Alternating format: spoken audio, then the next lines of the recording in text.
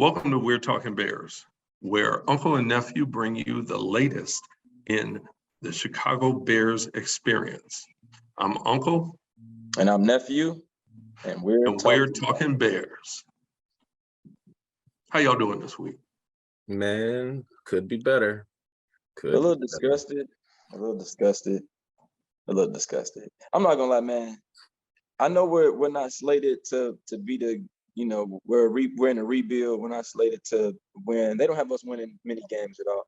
But the damn Packers, man, it's just like if we only won 2 games, let it be those two kind of attitude. I don't really care what they're doing, who they have on their team. I just want them to lose when we play them. And that would make my life. That would make my life a lot better. Yeah, man, I'm with you. How's it? How? What do you think, Junior? Man, just like realistically speaking, like from a actual realistic point of view, those are probably our toughest back-to-back games of the season. We got the Bills later, which will probably be tougher than both of those, but that's like off by itself. We're at it at 1-1, which that's not a terrible start for this squad. And all of the game, like we got the Texans, then we got like, I don't know, I forget what the exact schedule is, but then the schedule softens completely until like week 8. I want to say that's our next like really tough game, really good team that we play. So, I want to beat the Packers, but it is what it is. Here's a question. So, is it better to fight like crazy and lose that game by inches, or is it better kind of what happened? Like, I mean, the second quarter we got blown out so bad in that quarter we couldn't recover. What's better? Is it morale-wise, long-term vision-wise? Is it better for a really tough loss, by inches, or is it better just to get really spanked? I mean, I'm not gonna lie. I don't know if I can say better. Oh, I don't want to say better. What I think is more of a testament to the team. You get what I'm saying? And I look at it like this: if we're not there yet, and when we go out and we compete, then I don't. The chips will fall where they are. It's sports. But at the end of the day, I think we're a lot better than we performed. I think we could have done a lot better. So I'm not gonna say that it's better. I would have rather the game be close. As it seems it could have been if we had just done some things correctly. Even if you think when we were on the 1-yard line, just another 7 points at that point in the game would have put us down one score, and then like you said, that would have made it the close game that you talk about. It would have came down to one possession. They would have been up one score. Would have gave us an opportunity. So I'm not ever gonna say it's better to get your asses kicked out. I don't ever think that's good. Yeah, I don't know, man. Those Packers, man. I know what you're saying. But it's never okay to lose. It's never okay to lose, especially as a fan of the team when you sit back and see things that we could have done differently, at least to make us more competitive. I don't know what you think, Cuzzo. I mean, in terms of like having a lot of film to look at and improve from mistakes, sure, yeah, get spanked. But in terms of like the confidence on a young QB, all these rookies, being able to step back on the field next week with your head high, it's definitely better to be in a close game. You never want to see your guys go out like that, because the mental side of it is just as important as the physical. Like the score on the scoreboard at the end of the game looked really bad, but really it was one bad quarter and 3 good ones for the defense at least, and then for the offense it was like 1 good quarter and 3 bad ones. So it really depends on how you're looking at it and how the guys are taking it in the locker room, and a lot of that's going to fall on Fields and how he can lead them bouncing back next week. Yeah. So we brought up the name Fields, and we're all fans of Fields. We all know he's a phenomenal athlete. Question being, though, the tape is going to tell, how much of this is his fault? How much of this is he can't get this done? You know, he's had a lot of games under 150 yards. Even last week's win was 127 yards. This is like 70. You know, are we seeing some issues that have not been corrected, some problems that haven't been addressed?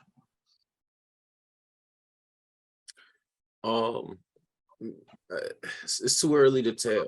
I think it's too early to tell. I don't think the coaches really played a game that he was gonna throw for 300 yards. So him not having 150, like that would be an indictment if he threw the ball 40 times. But he's thrown the ball combined 28 times between the first two games, and that's like one game worth of passing. So 190 yards out of 28 passes and 2 touchdowns, 2 picks. That's like, what does that tell you? Nothing, you know. I want to see, truthfully, I want to see a game where Getsy just like puts as many receivers on the field all game as he can, and we throw the ball like 40 times. And I wanted to ask that. I'm sorry to cut you off. Do you think that's a testament to the front office's confidence in Fields, or the coach's confidence? Why is it that 28 passes in the first 2 games?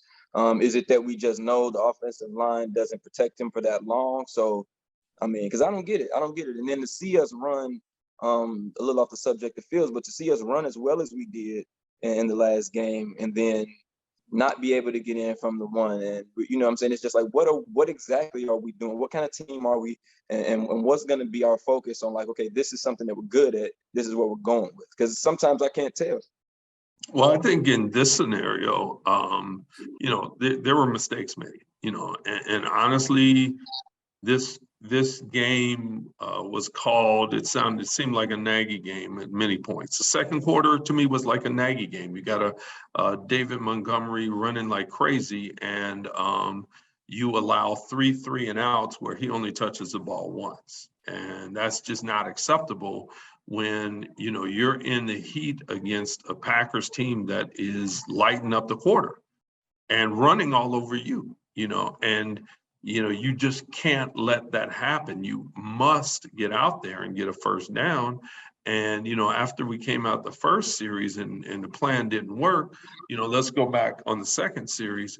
Because if you get 2 or 3 first downs, you burn 5 minutes off the clock. You take the ball out of Rodgers' hands and Aaron Jones and those guys. You take the ball out of their hands for another possession, and if they lose a possession, you know, they only score twice in that quarter. They only got a field goal after that. So I think the same thing occurs, but we let it get out of hand.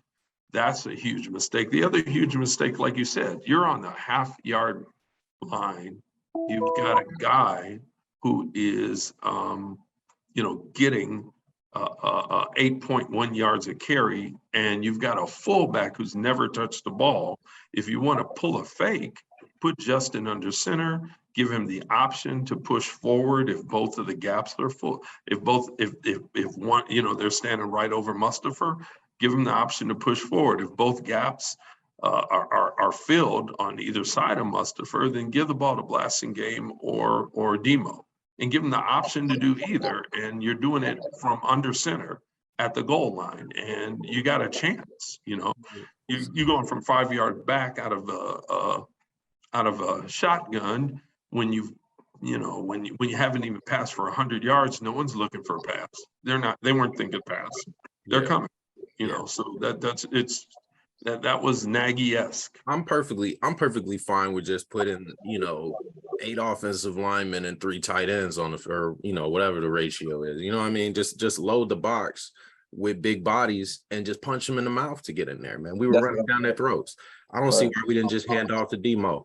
It don't make no sense that we're doing all this cutesy stuff from the goal line, man. I hate that stuff. It's terrible. And when you look back, I mean, you think about you know, Seattle gifting the Super Bowl by not, you know, giving the ball to Beast Mode. it's the same type of garbage. You know, it's just something you don't do. Our number one offensive weapon is David Montgomery, period. And he proved that. I mean, he didn't get much week 1, but just in the work that he did last week, he's in the top 8 of running backs in the league. And he only had one good game. Let him put a couple, 3 good games together. Right. He could be up at the top. Yeah. I think it's down to confidence. I think it's down to experience, man. Like, again, this is week 2. It's a long season. It's 15 more games. So like we looking at it, this is Getsy's first season calling NFL plays as a play caller. This is Justin's first full season as a starter. This is a lot of our offensive line's first full season as a starter. This is Eberflus's first full season as a head coach. It's a lot of new parts to this machine, and for it to really iron out the kinks, man, you got to give it time. Like there's no substitute for that. Agreed. And as much as we want to beat the Packers every time we face them, as much as we want revenge for the sentence, "I own you," we've got to play better. And I think the defense. I fault bad decision making because you don't have to make bad decisions. There's a difference. So, for instance, when I look at the defense getting run over, and they did, I think a lot of that is going to hopefully be adjusted through coaching, because this was a scenario where the ability for certain guys like Robert Quinn to just penetrate deep and fast worked against us. Because they're stretching us out to either side of the field, and some of our guys are getting deep, quick penetration, and other of our guys are just fighting right at the line of scrimmage, which actually creates a lot of holes. And so the guy's looking, and Jones is looking. He's got 3 or 4 different holes he can cut through, not because their line was blowing our line out, but because some of our guys were 3 or 4 yards in the backfield. And so that creates a huge gap when you're going on a spread play to either side. In those scenarios, it's actually better if everybody just strafes along the line. So he has to either run into our guys or run into his guy, because it's a wall of human beings. It's 12, 15 guys on either side, battling it out, all the way to the sideline. And, if it's better than, that kind of that staggered thing, whether they pushed our guys back or whether we pushed their guys back, it's a hole either way. And a smart running back is going through the hole, right. And there's a lot of tackles too. Yeah. And through the arm tackles. Right. So I'm not saying they weren't bad tackles. There were bad tackles, but there are times when, like in those situations, it's almost like when you're facing a screenplay. The moment you recognize a screenplay, stop penetrating, because if you keep going upfield, you're gonna give away the house. Hey, they're trying to get right behind me. You have to stop penetrating and peel back to the level of the play. And I think, on many of those run plays, as we look at it, our defensive, our front 7 got too deep. Some of them, not all of them, but some of them got too deep, and there's just gaps. When 2 or 3 guys get really deep, and the other 4 guys at the line of scrimmage. Wow, great, fantastic, I'm gone. Yeah. And now safeties and cornerbacks, but can handle it. But that was a horrible second quarter. I mean, terrible. It was terrible, and it was bad run defense all game, but it was a horrible second quarter. Yeah, agreed. Eddie Jackson, bright spot to me. Eddie Jackson. He laid some lumber, and that's something we haven't seen from him. Yeah, Eddie Jackson was popping, folks. Yeah, I haven't seen Eddie Jackson hit somebody since 2018. Not properly and hard. Right. Nephew, what you see as a bright spot? Sheesh.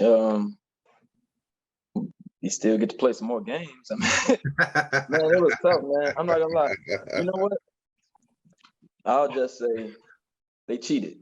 They cheated. And that's what I'm gonna say. Always cheat. They always cheat, and that's the only way they can beat us. The next time we'll do better. The bright spot, I mean, we're a young team. I feel like there's a lot of like Cuzzo said, there's a lot of learning opportunities, watching the tape, seeing things we can do better. And again, this is our rival, so hopefully they take this seriously, and we'll play them again this season. So hopefully we can come back and get some revenge. But ultimately, I think the bright spot is just that we're a young team. We're getting the opportunity to see those guys out there getting better, and hopefully they're able to make those adjustments. I mean, like Phil said, these are probably our toughest games, the first couple that we've had. So hopefully this is something that'll jumpstart them and get them motivated for the rest of the games to come in the season, and hopefully we can see some of those improvements as we move forward. Because I mean, the loss, man, that second quarter, it's hard to find any bright spots in that dark, clouded second quarter. But again, that's it. We're a young team, and like I said at the beginning, they don't have much of an expectation for us to do anything well this year. So I'm just hoping that our young guys can stay confident, go out there and bounce back for the next week. Yeah. For bright spots, I think, to me, Demo, obviously, that was great to see him kind of get back to form after having a down game last week and kind of silence the doubters. I think he had something like 8 yards of carry. That's great to see. The O-line, 16 carries, 122 yards.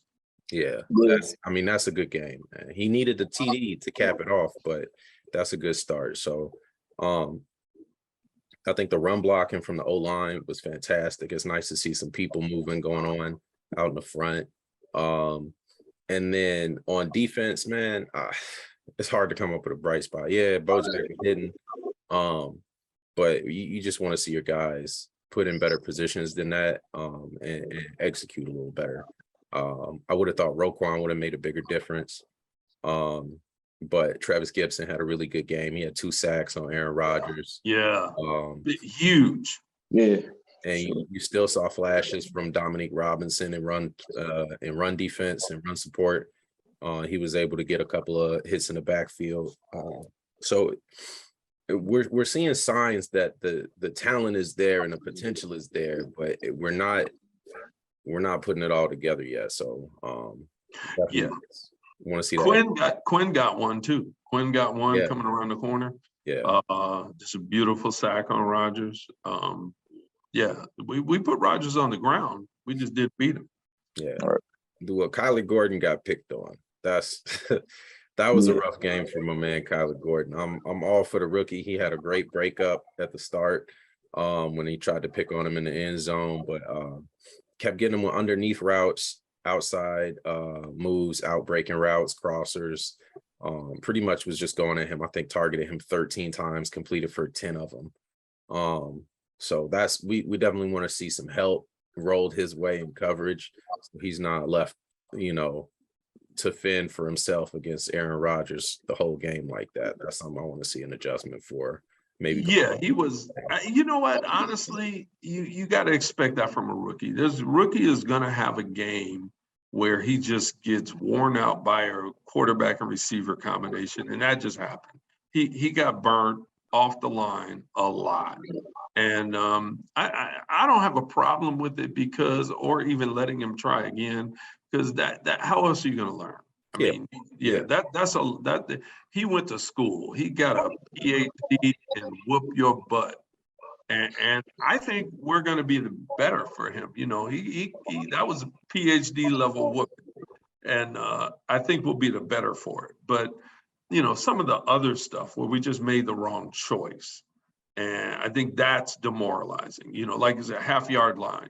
Look, if you're stronger than me on that, I need to know right now if my guys can punch this ball in from the half-yard line against a good defense.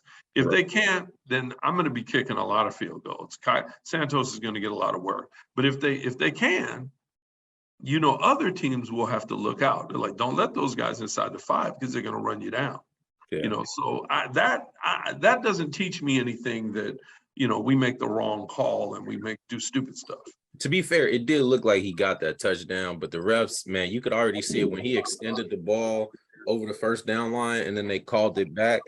Like, that seemed inconsequential to a lot of people, but I noticed that because that kept their starting D line on the field. That kept their starting D line fresh inside the 10, G. Like, little stuff like that. Man, refs think they could get away with that stuff, man. I'll be noticing. I'll be like, really? He had the ball out like this when he stepped out of bounds. Are you gonna try to say he didn't? Come on, man.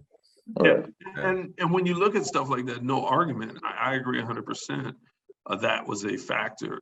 At the same time, you know, you look at Demo or Blasingame being a running back, hitting the hole, finding the hole, no matter how small the hole is, either of them are going to find that hole that was just to the right of them, probably walk in. But even if they don't, they both have the power and the body positioning to fall forward. Mm-hmm. He kind of fell, but he didn't fall into the end zone. You got to fall all the way into the end zone. They can't argue. That's a learning experience for him too. That's a learning experience for the fields too, man. You gotta keep pushing until you in, until they blow that whistle, man. Yeah, you want to hit the ground in the end zone. You hit the ground in the end zone and nobody can say you weren't there. Guess he could have helped him out by starting him from 4 yards up, though. I don't understand why he decided to do that from the 5. That was a wild decision to me. Yeah. That was garbage. Yeah. High garbage. Yeah. Here's a question. Where the heck is Darnell Mooney? Darnell Mooney, he's been on vacation.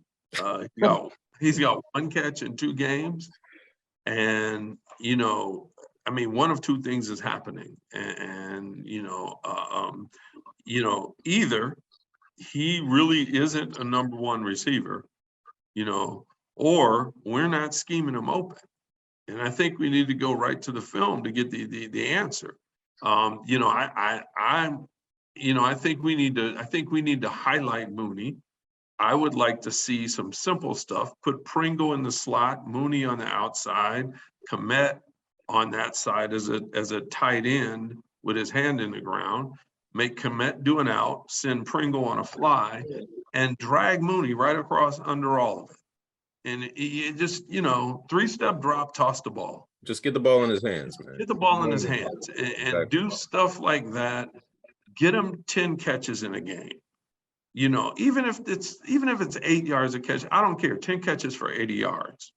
Get him going. And they have to watch that, and the rest of the offense can start to build off that. Exactly. That's right. It also gets Fields a lot of free, easy tosses. Mm-hmm. You know what I mean? Because he needs those. He needs, I'm sorry, his numbers are below Kyle Orton's throwing the ball. This is not a good thing. Yeah, I don't think we're playing to his strengths in terms of throwing the ball. We have taken like 2 deep shots in 2 games, like where he literally like hiked the ball and was looking deep the whole time. We've taken 2. Yeah, but we get both games. Like, I understand the first game, but when you're down by 20 or whatever it was in 3rd quarter, and we took no deep shot, like, sure, they could be back there and they could take away a lot of stuff, but that just means you don't have enough routes deep, because every single play I saw 6, 7, 8, 9 guys at the line of scrimmage because they're so afraid of him running. So why don't we have 4 guys deep? Because there's only 3 of them that can be back there to cover. You know what I mean? Like, where is that? And he could put a dot on him. Just right. Give him the chance. Just give him the chance. He did miss Mooney. He did miss Mooney. Yeah, once. I know, but that's huge. Gonna do it again. Yeah, he's gonna do it twice in a game. He missed one, he's gonna hit the next one. So you got to give him a chance. You got to give the young man a shot to do what he does best. And the deep ball has always been what Fields has been known for. So, I mean, we got to give him that shot, man. Trying to make him do this short rhythm passing constantly, like, yeah, cool, it's great, but you got to give the rookie the confidence. Or he's not a rookie, but he's only started 12 games. He's still basically in his rookie year in terms of actual game experience. So, like, yeah, he's had an extra offseason, but this is what counts. This is what he needs. Yeah, well, without question. I mean, I think we have to just look forward to next week. There were bright spots. We are still sacking quarterbacks.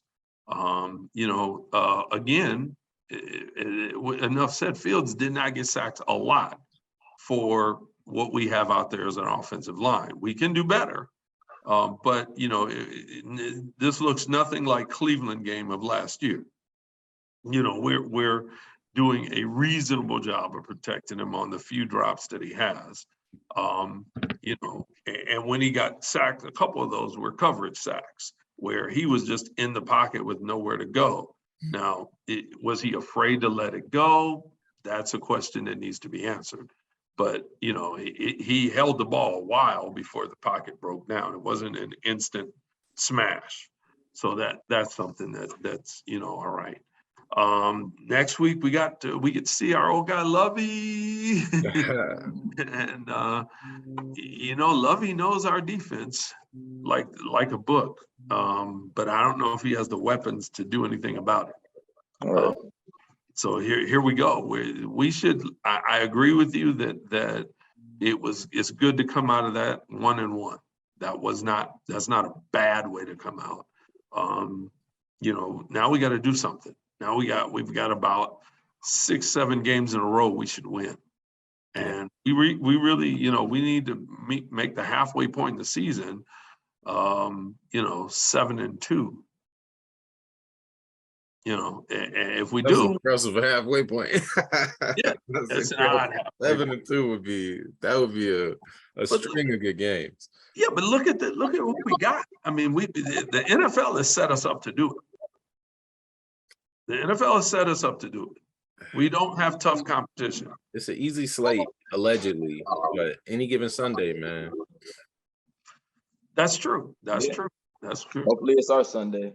Hopefully we get a few, because how long have we seen these Sundays go the opposite way, man?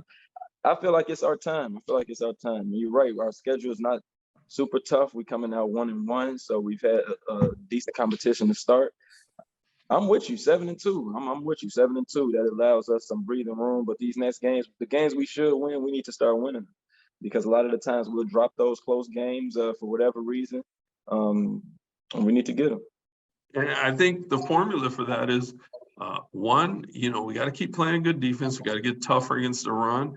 I'm a proponent of bringing Tonga back. I know they cut him, just after the 53-man roster was released. He made the 53-man roster, but sometimes you need a 330-pound tackle, even though it's not quote unquote the right fit for your scheme. Stick him down there and force them to double team one guy, which that allows the rest of your guys to be a lot more free.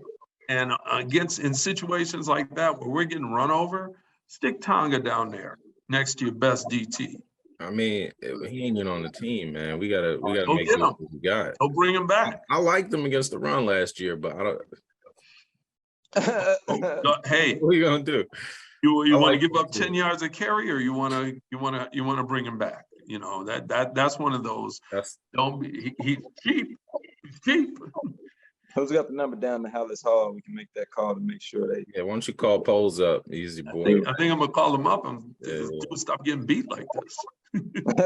So here's a question, right? So because let's hear you on this first. So Chicago Bears are 2.5-point favorites for next week at Houston. What's your call for this game? What do you think it's going to turn out as? I think it's a W. I think we'll get the win. I think we'll win these games that we're supposed to win. Again, like you said, I don't know if they're gonna have the weapons, the personnel to beat us if we come out and play right and execute. I think we'll be fine. I think Demo will be back to form. I think he'll continue as he's going. And honestly, hopefully this is a game for Fields to kind of let his hair down and kind of make some plays to get comfortable and pick up some of that confidence, passing the ball. I'm hoping we can see a lot of that this coming week. W. Bears by 7. Bears by 7. I like it. You know what? Actually, what should happen, we should win by 14. Demo should have 150 yards and 2 touchdowns. We should blow him out the box. And right behind him, Khalil Herbert should have a 100-yard game too. And we should just annihilate him. And Justin Fields should be able to throw for at least 150. Okay? Get us 150, right? Yeah. But I'll take 150 on 15 completions. They don't have to be deep. You know what I mean? Just get the ball out there. You know, so that's what should happen. We're gonna find out whether the second quarter haunts us. You know what I mean? Are we gonna, you know, and we were undisciplined. We had a lot of penalties, a terrible second quarter. You know, we just are we as disciplined as we showed week one? Can we go back and be that disciplined again? Yeah. I think I'm with you on Bears by 7. I think the Texans are better than people give them credit for right now. We know how good of a coach Lovey can be, and how he can motivate his players, and we know how he coaches defense. So it's not going to be easy, especially with those 2 deep looks that we're going to get. So it might not be a lot of deep balls, but we'll see what we could do against that team. We definitely have more talent than that roster. Fields, I say he should be able to outplay Davis Mills. He outplayed Trey Lance. He plays every quarterback from his, like every starting quarterback from his rookie draft class except Trevor Lawrence this year. And I think he should beat all of them, frankly, because there's really no reason that, like, there's no team that they're on that scares me. The Patriots, they're average right now. The Jets suck. The Texans, man, I mean, I want the Texans to do well for Lovey's sake, but realistically, they're a talent deficient roster right now, just like we are. So, I want to see some involvement from Mooney. I want to see Fields throw the ball, like you said. But man, I want them to throw the ball 40 times, frankly. And the reason being is, I just think Fields is going to develop more by throwing the ball than he is by running the ball. We know he can run the ball, but the problem is that these teams are stacking the box so much to try to stop the run that he's getting really flustered really quickly, seeing all those bodies. If he can just look past those guys and just get the ball out, then teams will have to back off, and then he can run more. Then he'll have the room to run because they won't have so many people sitting there spying, because they're going to need those guys in coverage. And that opens things up for him both ways. It forces them to play balanced, which is like what you see with Lamar Jackson, what you see with other running quarterbacks around the league, and even some that don't run. When you force them to back off, then it opens things up for your legs. And we need to force teams to back away. Josh Allen comes to mind, so that's what I want to see, frankly. I just want to see them open the playbook up and let that man just gun it over and over and over again. No matter how many picks he throws, so what? Let him throw 5 picks. Who cares? If he throws 4 touchdowns, I'm happy. Well, yeah, by 7, hopefully by more. Hopefully by more. Hopefully by more. All right, gentlemen. Well, I'm Uncle. And I'm Nephew. I'm Son. And we're talking Bears. Bears.